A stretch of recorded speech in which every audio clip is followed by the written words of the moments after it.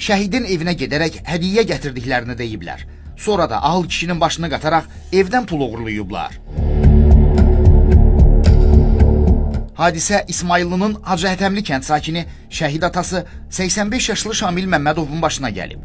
Şəhid atasının sözlərinə görə 28-35 yaş aralığında olan iki naməlum şəxs ona məxsus evə gəlib və hədiyyə gətirdiklərini bildiriblər. Bizi şirkətdən göndərib, sizə divan göndərib. Mənim icazəm olmadan qapını açıb, girdilər şeylə, kavravka ilə. Gətirib o deyə qızı yanına qoydu o biri pəncərəyə.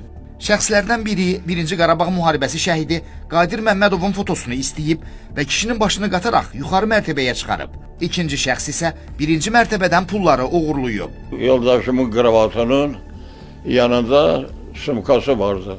Sumkanı götürdüm, açdım, pul yoxdur. 2500 manat sumkada idi. 5 manat da oradan götürdü, 2500 manat pulu götürüb getdilər. Ev sahibi oğurluq hadisəsini bilən kimi polisə məlumat verib.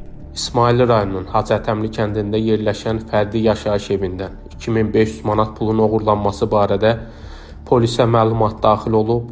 Həmin ünvana polis əməkdaşları tərəfindən baxış keçirilib və hazırda qeyd olunan şəxslərin kimliyinin müəyyən olunaraq saxlanılmaları istiqamətində müvafiq tədbirlər həyata keçirilir. Araşdırma nəticəsində məsələyə hüquqi qiymət veriləcək.